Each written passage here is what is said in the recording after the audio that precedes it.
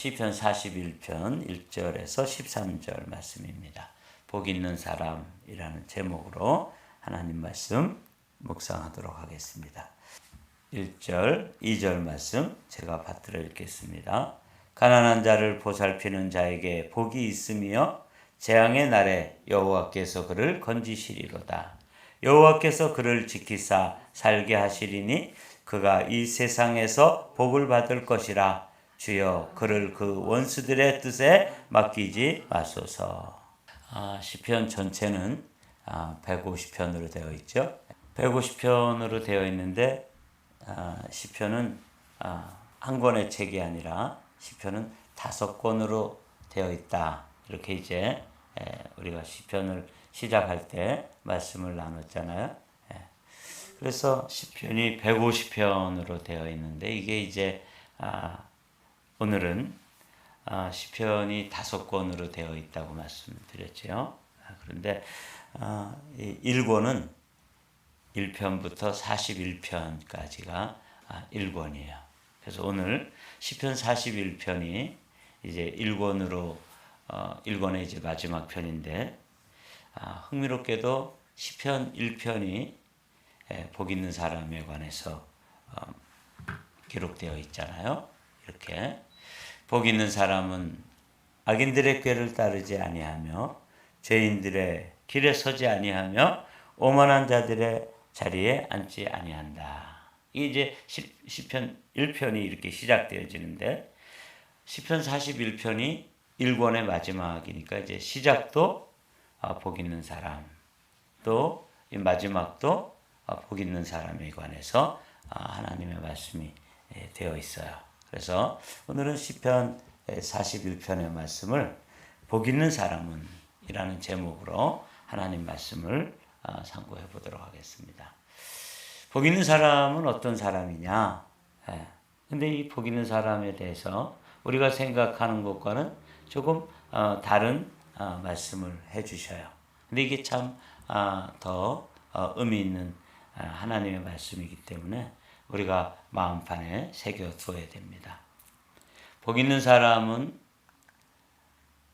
악인들의 꾀를 따르지 아니하며 죄인들의 길에 서지 아니하며 오만한 자리에 앉지 않고 그 다음에 어디에 어떤 사람이냐면 여호와의 말씀을 주야로 묵상하는 자로다. 그래서 하나님 사랑하고 하나님 말씀 사랑하는 사람들, 이 사람들이 이제 복이 있는 사람이라고 시편 1편이 시작하고 있는데 시편이 이 1권의 마지막에도 또 복에 대해서, 그러니까 복으로 시작해서 복으로 마치는데 두 번째의 복은 어떤 사람의 복이 있다고 말하냐면 1편에서는 하나님을 사랑하고 하나님 말씀 사랑하는 사람, 이런 사람이 복이 있고, 두 번째로 우리가 이제 살펴보게 되면 시편 41편에서는 이웃을 사랑하는 사람. 여기 이제 1절이 이렇게 시작되잖아요. 가난한 자를 보살피는 자에게 복이 있다.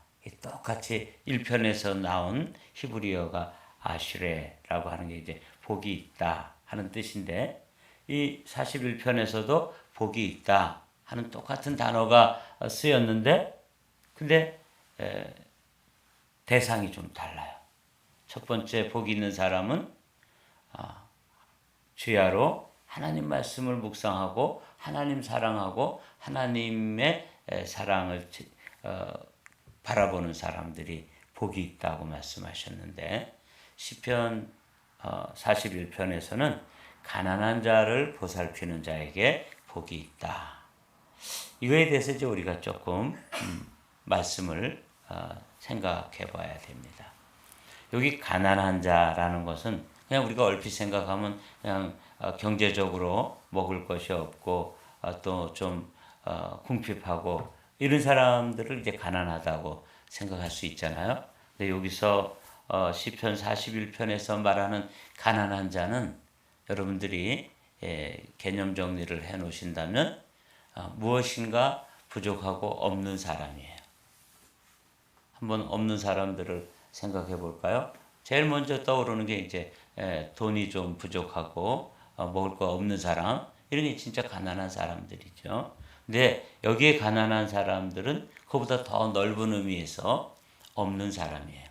돈은 많은데 하나님이 없는 사람들, 이런 사람들도 어떤 사람이에요? 가난한 사람들입니다. 또 실제로 이제 몸도 건강하고 또 하나님도 잘 믿지만 판단력 같은 게 이렇게 정신적으로 이렇게 떨어지는 사람들 있잖아요. 이런 사람들도 누군가의 도움이 필요하고 가난한 사람이에요. 또 건강 다 갖추고 있는데 또 건강이 없는 사람들, 뭐 몸이 아파가지고 이렇게 하는 사람들, 이런 사람들도 가난한 사람이에요.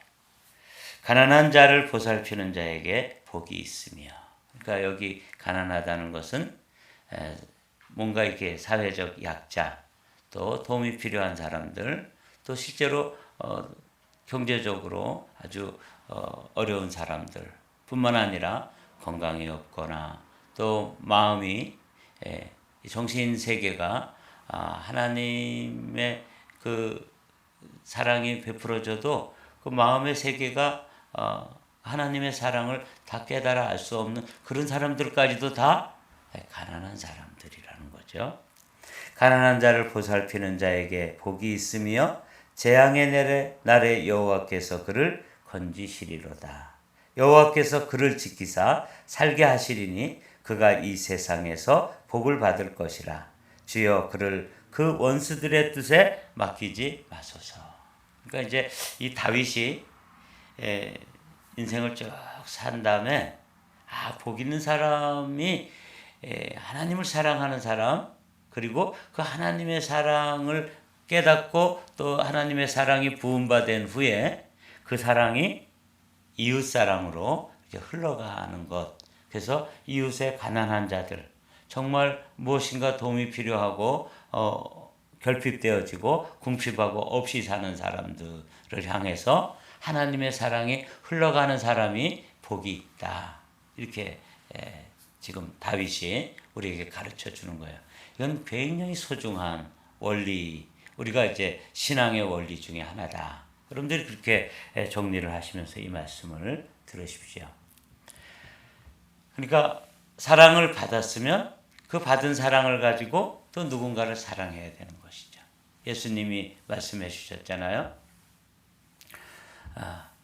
마음을 다하고 뜻을 다하고 또 정성을 다해서 주 너의 하나님을 사랑하고, 그 다음에 두 번째는 어떻게 돼요?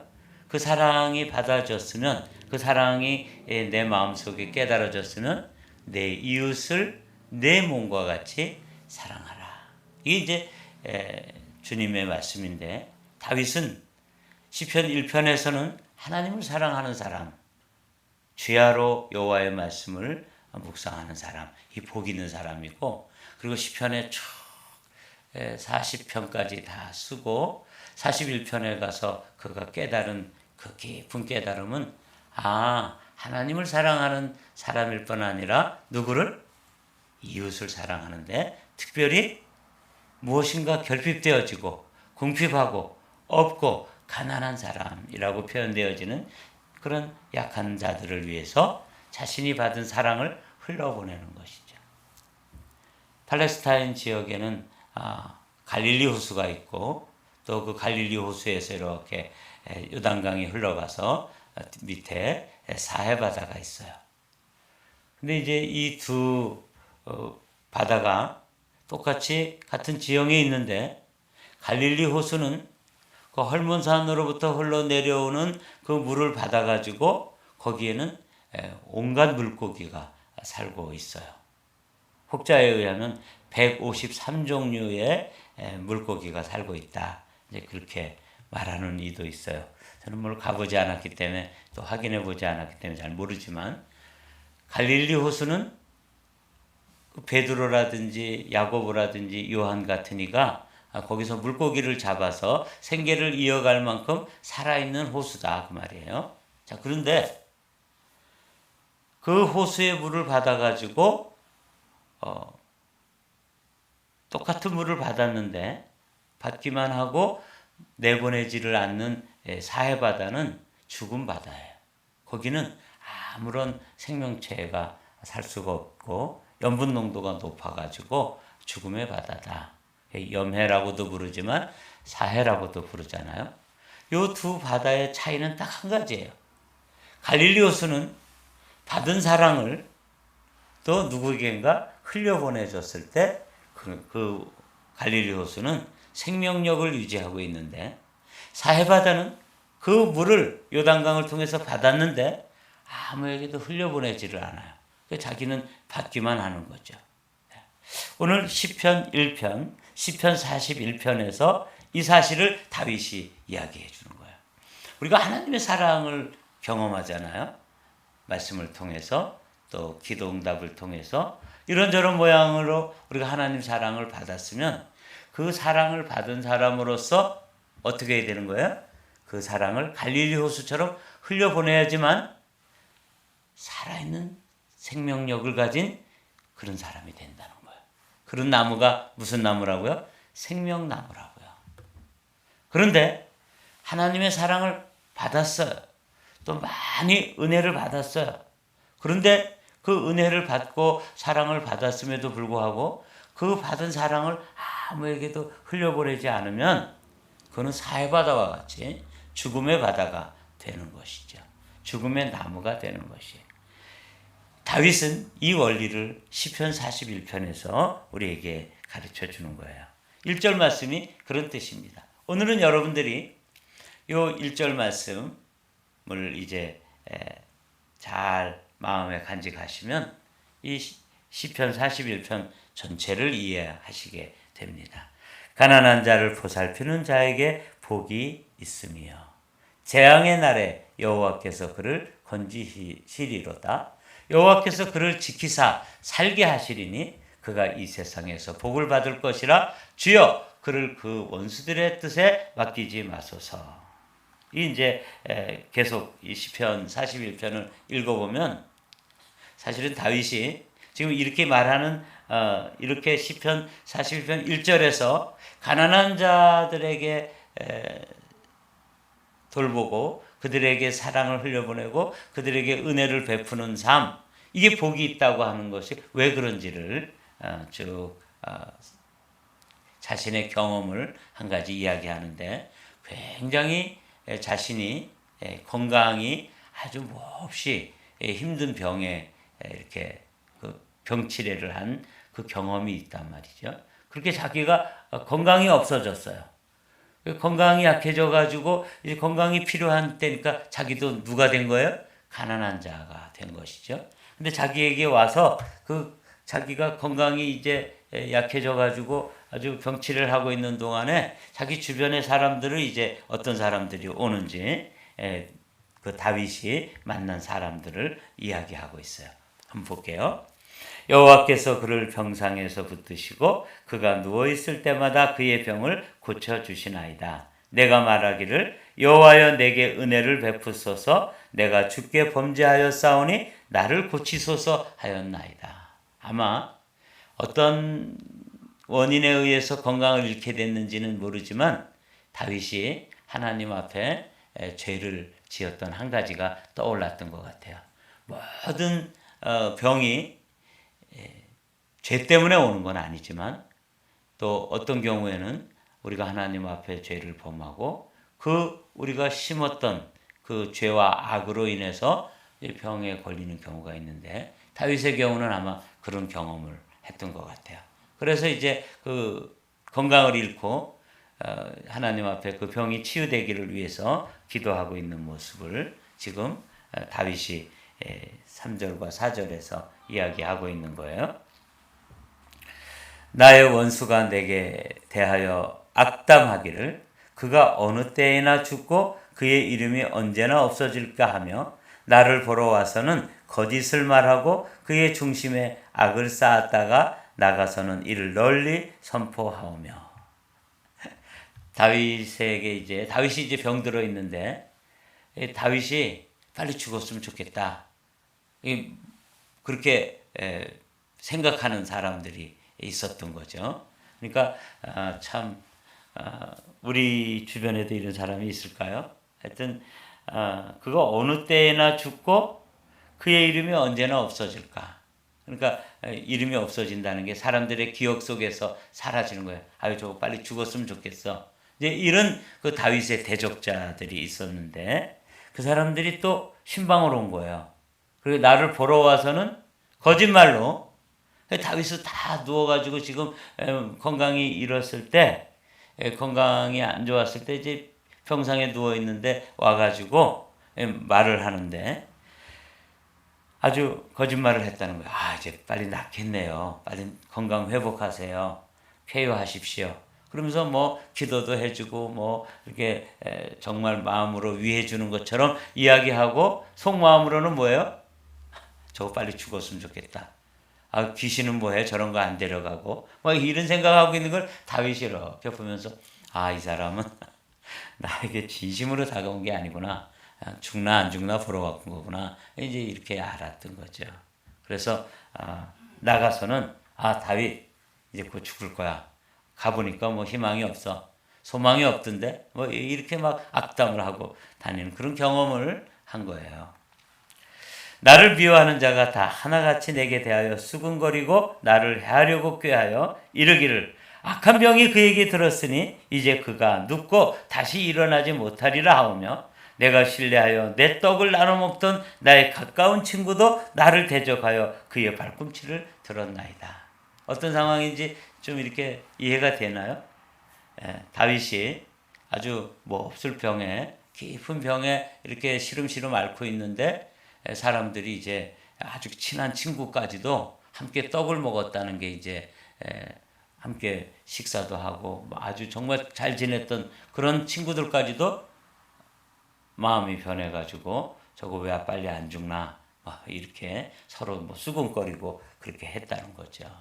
다윗이 누워서 이제 그걸 보면서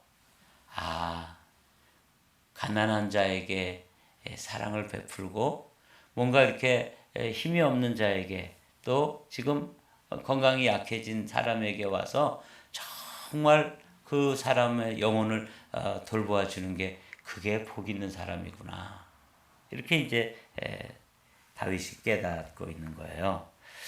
그러하오나 주 여호와여 내게 은혜를 베푸시고 나를 일으키사 내가 그들에게 보응하게 하소서. 이로써 내 원수가 나를 이기지 못하오니 주께서 나를 기뻐하는 줄을 내가 깨달았나이다.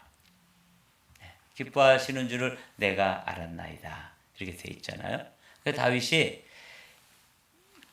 자기가 건강을 잃었을 때 왕이지만 뭐 병상에 누워 있으니까 힘이 없을 때잖아요. 그때 이제 두 종류의 사람을 보게 된 거죠.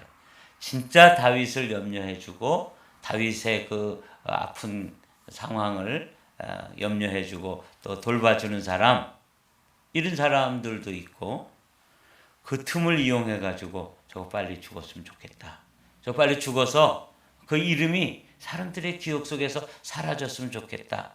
이렇게 하면서 죽을 날만 기다리면서 와가지고 신방도 오기는 똑같이 오는데 한 사람은 진짜 다윗을 염려해주고 사랑해주고 그런 사람도 있고 어떤 사람도 있더라는 거죠. 오기는 왔지만 빨리 죽었으면 좋겠다.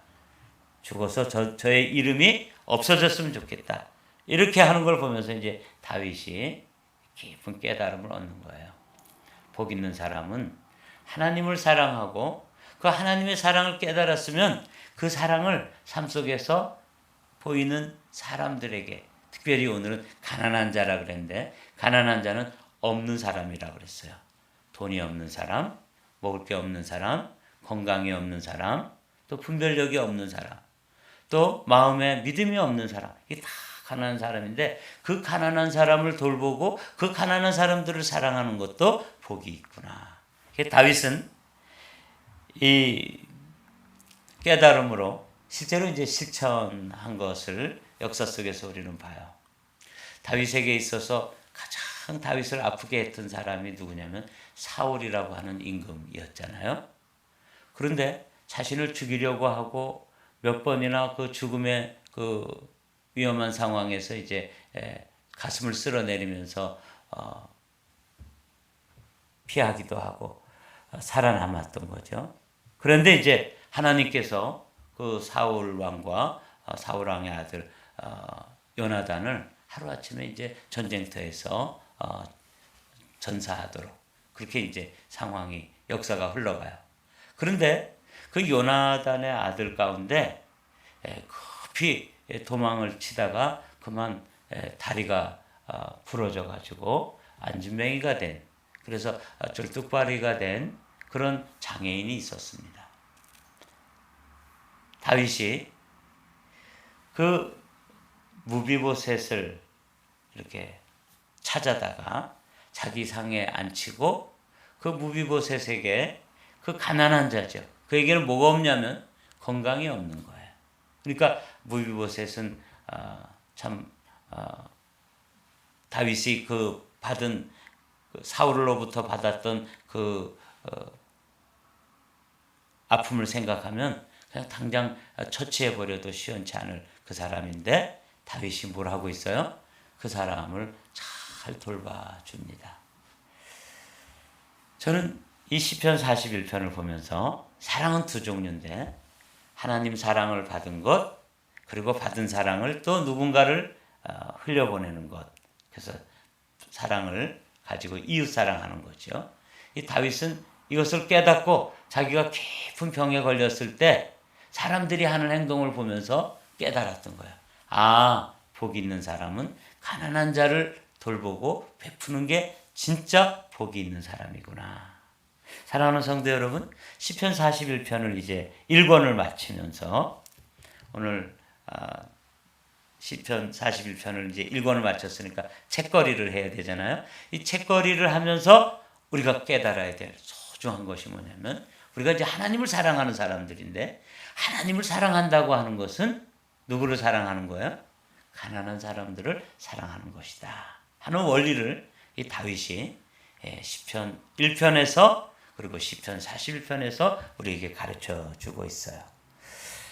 12절 말씀, 13절 말씀 읽고 마치도록 하죠. 주께서 나를 온전한 중에 붙드시고 영원히 주 앞에 세우시나이다. 이제 회복이 된 거예요. 그러면서 다윗이 하나님을 찬양하죠. 이스라엘의 하나님 여호와를 영원부터 영원까지 송축할지로다. 이 송축이라는 말도 하나님께 대하여 송축하는 거지만 어떤 뜻이 들어있냐면 하나님을 축복한다. 그러니까 우리가 뭐 하나님을 어떻게 축복하겠어요? 그렇죠? 예. 그러므로 하나님 앞에서 하나님을 이제 축복하는 그 모습을 영원부터 영원까지 하나님을 찬양하고 있는 것이죠. 여러분, 오늘 두 가지 사랑, 이 세상에서는 사랑을 받은 사람이 사랑을 하는 것, 이게 이제 복이 있다. 이렇게 다윗이 우리에게 경험담을 들려주시는데, 우리도 하나님의 사랑을 받은 자로서 갈릴리 호수처럼 받은 사랑을 또 다른 이웃에게 흘려보내서 하나님 안에서 우리에게 받은 사랑이 생명력으로 완전히 역사하는 사랑의 수고가 있는 그런 복된 사람들이 다 함께 되시기를 주님의 이름으로 축복합니다.